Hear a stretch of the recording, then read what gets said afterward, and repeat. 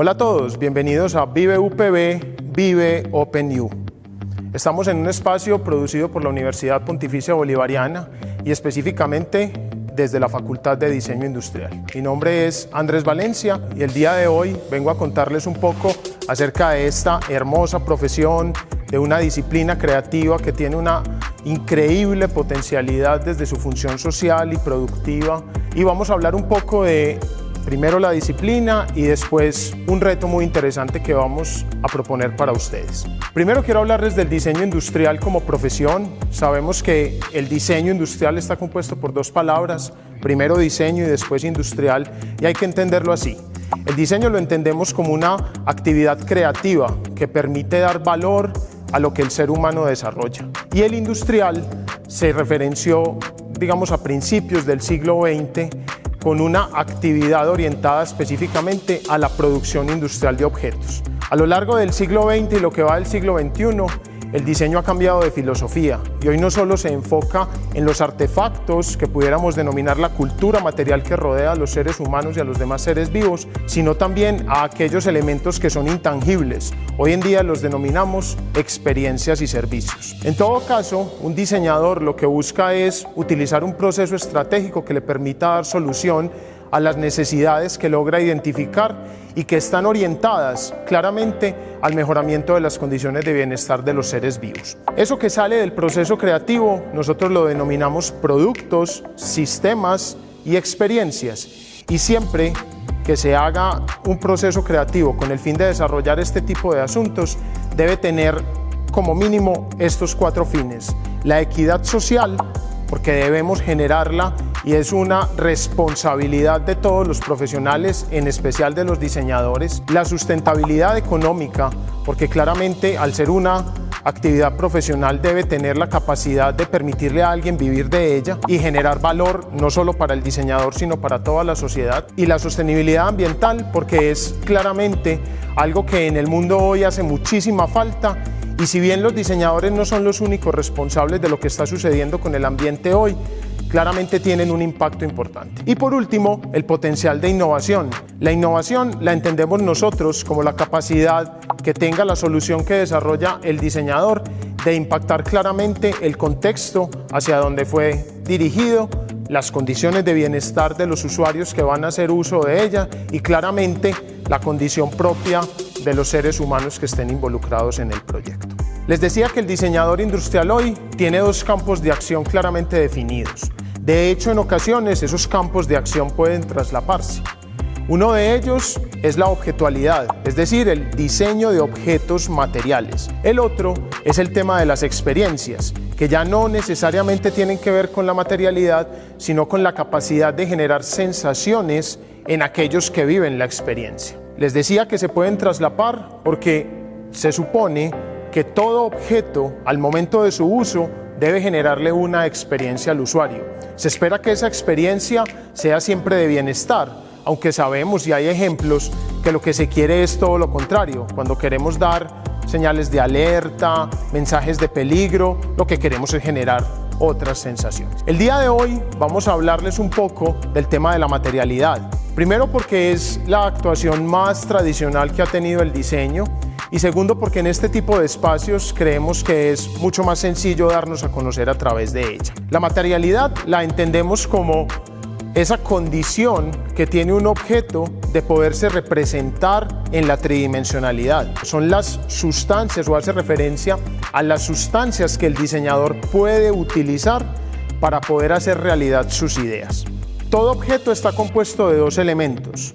Por un lado está la forma del objeto y por otro lado están los materiales en los cuales esa forma se va a volver realidad. La forma es resultado del proceso creativo que desarrolla un diseñador. La forma está en el cerebro del diseñador y a través de muchos medios de representación sale a la realidad. La materialidad, aunque bien el diseñador pudiera intervenir en su síntesis, en su generación, de hecho es un campo de trabajo muy interesante que hay hoy en el diseño, es decir, el diseño de materiales. Por lo general, el diseñador lo que hace es seleccionar la materialidad con la que va a desarrollar sus proyectos. En el marco del reto que les vamos a proponer, vamos a hablar el día de hoy del papel. Sí, el papel, un material tradicional, versátil, noble, que está acompañando al ser humano desde hace miles de años. Los primeros en darle una utilidad tridimensional al papel fueron los chinos, que desarrollaron un objeto que utilizaban en los rituales de los entierros o ceremonias con las que acompañaban la partida de sus seres queridos. Luego el papel llegó a Japón, donde también a partir de pliegues los japoneses desarrollaron primero objetos ceremoniales y luego dieron origen a algo que hoy conocemos todos como origami, que es el arte o la técnica de doblar el papel. A partir de ese desarrollo de los japoneses, el papel llegó luego a los árabes, que a partir de su colonización del norte de África y posteriormente de Europa, diversificaron entre muchas otras cosas este gran material. Hoy podemos encontrar el papel en múltiples aplicaciones. El papel higiénico, las servilletas, las hojas en las que escribimos, hay lapiceros de papel, hay cajas de papel e inclusive hay perfiles estructurales de papel.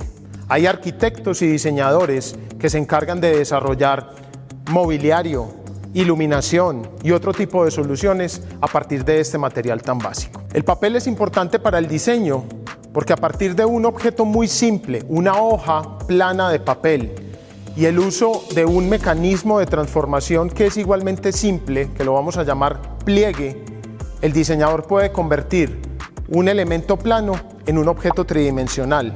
Esa tridimensionalidad no solo permite que la hoja salga al espacio, sino también que se generen sobre ella una serie de texturas y patrones morfológicos que le agregan bastante simbolismo al producto y claramente impactan no solo su función práctica, sino también su función simbólica. Les contaba que les vamos a proponer un reto, se los voy a proponer al final de la charla y a partir de este momento voy a mostrarles unos elementos que les van a servir para poder desarrollar ese reto. Con su participación van a poder acceder a una serie de recompensas que ofrecerá la universidad y que harán de este ejercicio una experiencia mucho más memorable.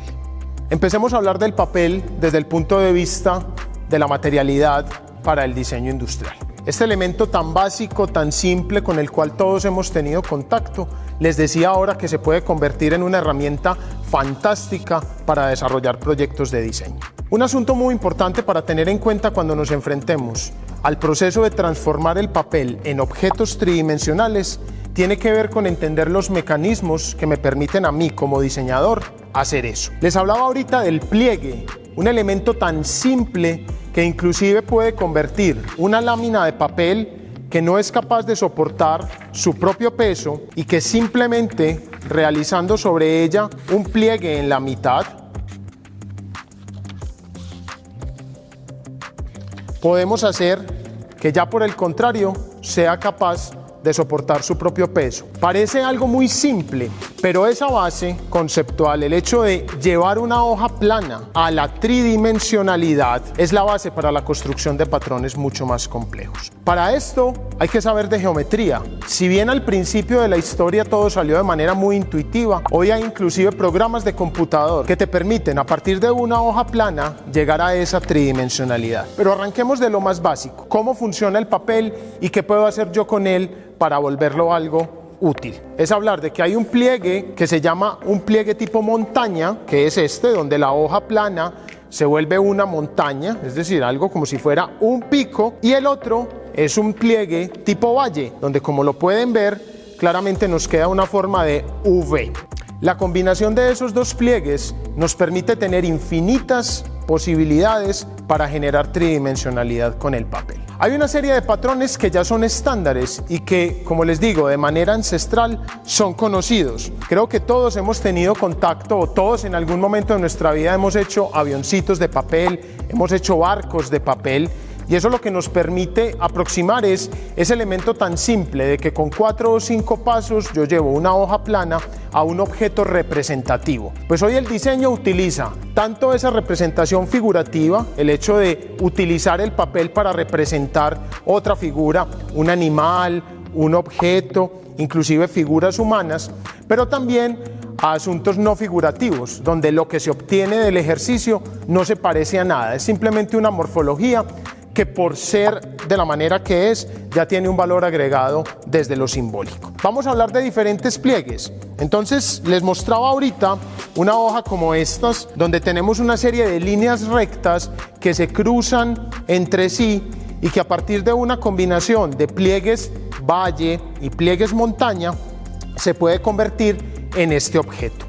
Este objeto, que puede estar completamente plegado como lo pueden ver acá, si yo lo abro empieza a generar una configuración tridimensional que genera una condición diferente frente a la apreciación. Es decir, la combinación de diferentes dimensiones y proporciones en los pliegues me permite a mí pasar no solo a la tridimensionalidad, sino empezar a pensar que este sistema puede ser inclusive un sistema cerrado. Voy a mostrarles este patrón. Este patrón, cuando uno lo imprime en 2 dimensiones, obtiene esta configuración. De nuevo, son líneas rectas, unas perpendiculares, otras anguladas, y cuando se produce el plegado en el orden adecuado, logramos convertir esta hoja en este elemento. Es un elemento totalmente colapsible, es decir, pasa de ocupar un espacio muy amplio a un espacio muy pequeño.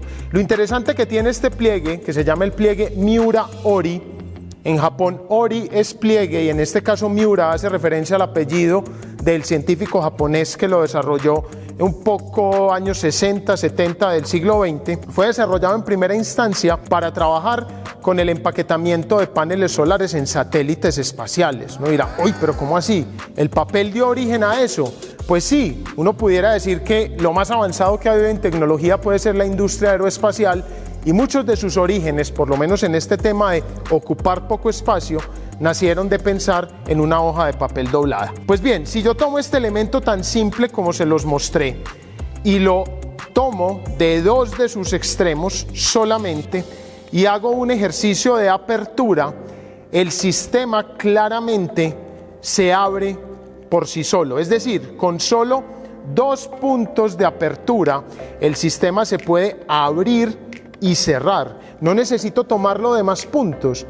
Eso no solo me convierte de nuevo la hoja en un objeto tridimensional, sino que le da movilidad, lo vuelve además en un objeto dinámico. Repito, esto es muy útil cuando uno quisiera desarrollar elementos que tienen que estar ocupando muy poco volumen en un determinado momento y desarrollar otra función en un momento posterior. Pero claro, cuando ustedes ven esto, la configuración tridimensional es bastante simétrica. ¿Qué pasa si rompemos la simetría? Es decir, ¿qué pasa si somos capaces de no hacer lo mismo en todos los pliegues? El patrón que les estoy enseñando sigue siendo un patrón simétrico, aparentemente. Si ustedes lo observan con detenimiento, en esta parte vemos un cuadro que está traslapado en el cuadro que está más abajo.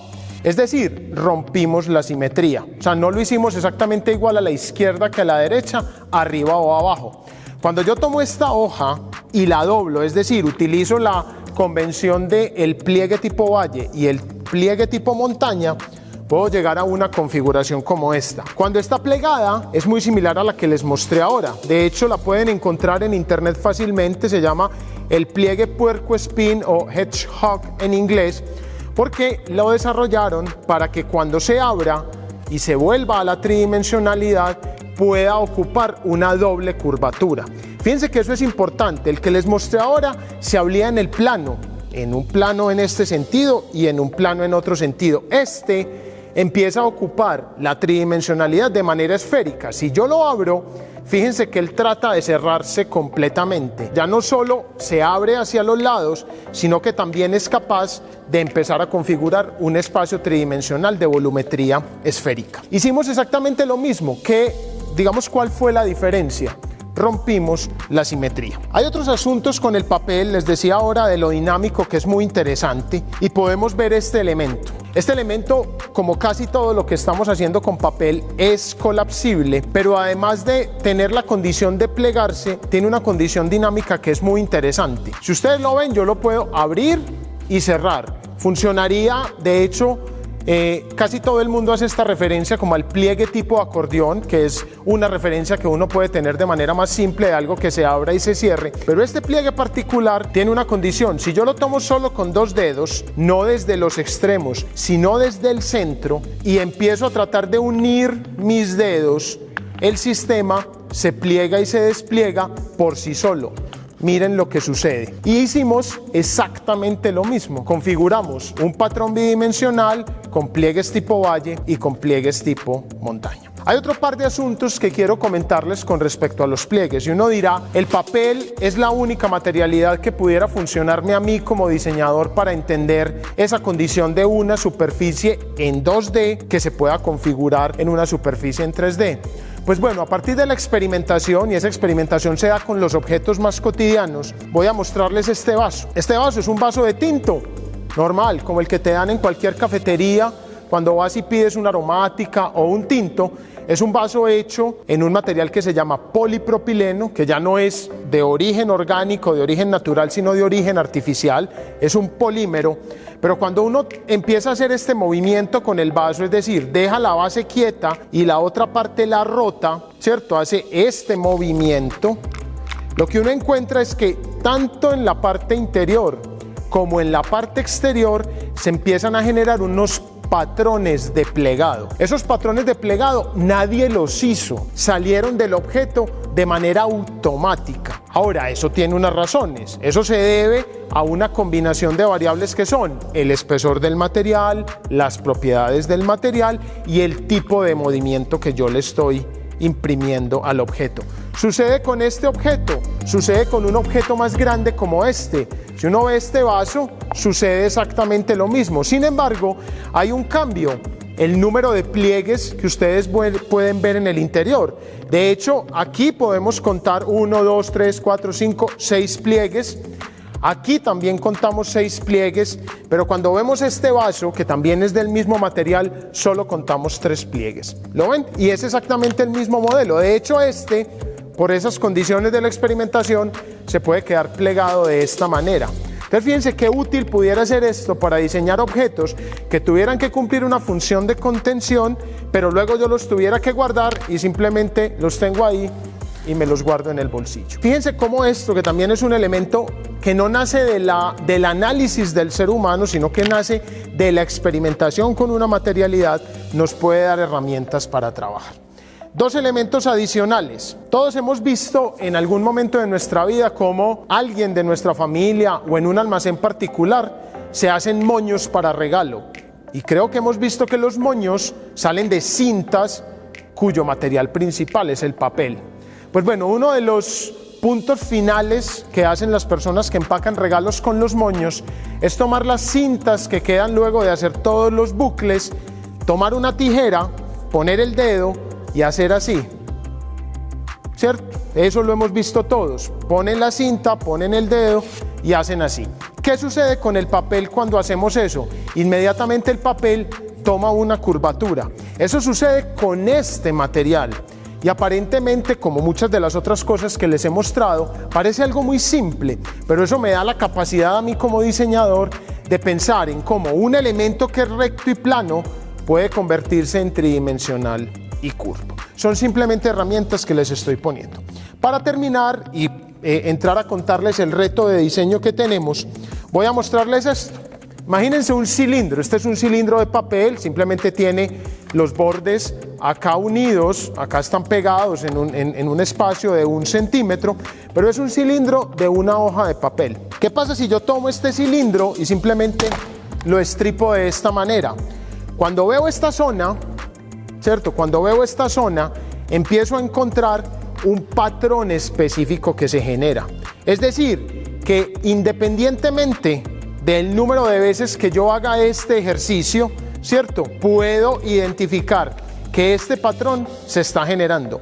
Cuando yo hago este mismo experimento de manera más controlada, es decir, controlo la fuerza, hago que la fuerza sea continua para todo el cilindro, puedo llegar a obtener una forma como estas, donde claramente ustedes pueden darse cuenta que el patrón que se generó en el cilindro anterior en un solo punto se está generando a lo largo de toda la superficie. Pareciera ser algo que sirve para lo mismo, puede que sí, es decir, esto me permitiría a mí tener un cilindro y en un determinado momento colapsarlo de esta manera.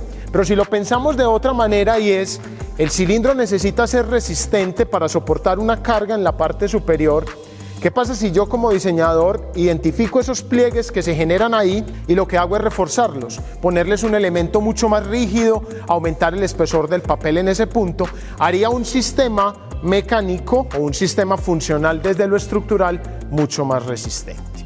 Les estaba contando que vamos a sugerirles un reto. Se los voy a explicar en este momento y no olviden que el resultado de ese reto deben ustedes subirlo a la página web de Vive UPB, pero también pueden compartirlo en sus redes sociales etiquetando a UPB Colombia con el hashtag Vive UPB. De hecho, aprovecho para invitarlos a que nos visiten en nuestra página de Instagram, Diseño es Más, pero como Instagram no permite la ñ, es Diceno es Más.